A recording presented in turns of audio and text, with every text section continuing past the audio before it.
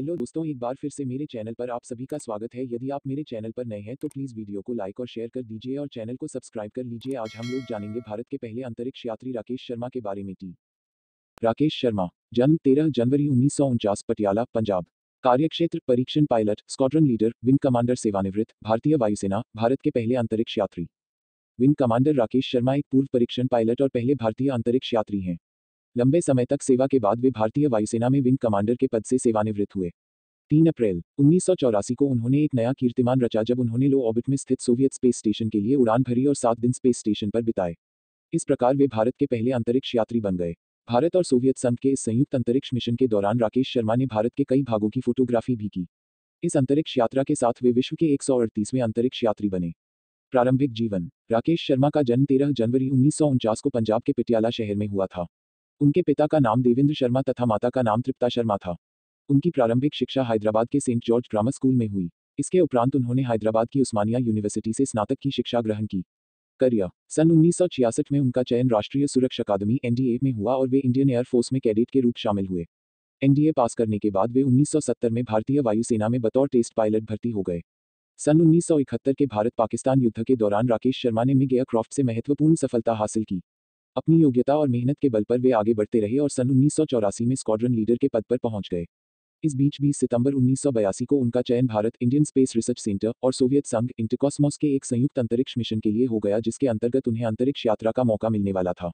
अंतरिक्ष यात्रा। Bharat Indian space research centre और सोवियत संघ इंटरकॉस्मोस के इस संयुक्त अंतरिक्ष मिशन में चयन के उपरांत राकेश शर्मा को सोवियत संघ के कजाकिस्तान में स्थित बैकानूर में अंतरिक्ष प्रशिक्षण के लिए भेज दिया गया। उनके साथ एक और भारतीय रविश मल्होत्रा भी भेजे गए थे। प्रशिक्षण के उपरांत आखिर वो दिन आ ही गया जिसका सभी भारतीयों को इंतजार था।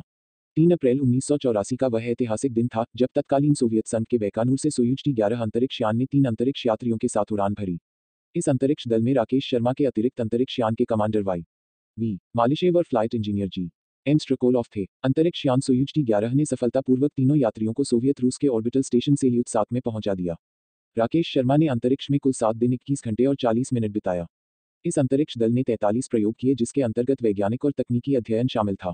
इस मिशन पर राकेश शर्मा को बायोमेडिसिन और रिमोट सेंसिंग के क्षेत्र से संबंधित जिम्मेदारी सौंपी गई थी। इस अंतरिक्ष यात्रा के दौरान उड़ान दल ने मॉस्को में सोवियत अधिकारियों के साथ और फिर तत्कालीन भारतीय प्रधानमंत्री इंदिरा गांधी के साथ एक जॉइंट टेलीविजन न्यूज कॉन्फ्रेंस किया। जब इंदिरा गांधी ने राकेश शर्मा से पूछा अपना भारत अंतरिक्ष से कैसा दिखता है, तब उन्होंने जवाब दिया, सारे जहां से अच्छा हिंदुस्तान हमारा। इस मिशन के साथ भारत अंतरिक्ष में मानव भेजने वाले देशों की श्रेणी में आ गया। भारत ऐसा करने वाला विश्व का 14वां देश बन गया। इस महत्वपूर्ण क्षण को लाखों भारतवासियों ने अपने टेलीविजन सेट पर देखा। इसके पश्चात राकेश शर्मा भारतीय वायुसेना से विंग कमांडर के पद पर सेवानिवृत्त हो गए और हिंदुस्तान एरोनॉटिक्स लिमिटेड में टेस्ट पायलट के तौर पर कार्य करने लगे।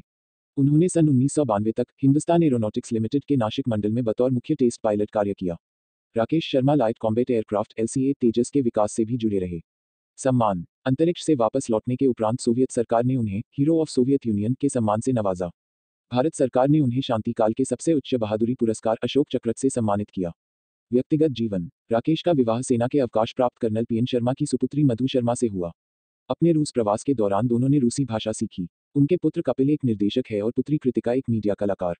टाइमलाइन। जीवन घटनाक्रम। 1949 राकेश शर्मा का जन्म पटियाला के एक पंजाबी परिवार में हुआ।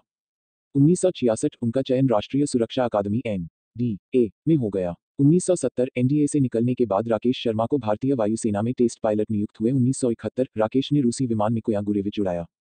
1982 20 सितंबर 1982 को उनका चयन Bharat Indian space research centre और सोवियत संघ इंटरकॉस्मोस के एक संयुक्त अंतरिक्ष मिशन के लिए हुआ। 1984 अंतरिक्ष यात्रा करने वाले पहले भारतीय बने। 1987 भारतीय वायुसेना से विंग कमांडर के पद पर सेवानिवृत्त हो गए। 1987 हिंदुस्तान एरोनॉटिक्स लिमिटेड में टेस्ट पायलट के तौर पर कार्य करने लगे। 2006 राकेश ने भारतीय अंतरिक्ष अनुसंधान संगठन इसरो की एक समिति में भाग लिया जिसने एक नए भारतीय अंतरिक्ष उड़ान कार्यक्रम को स्वीकृति दी।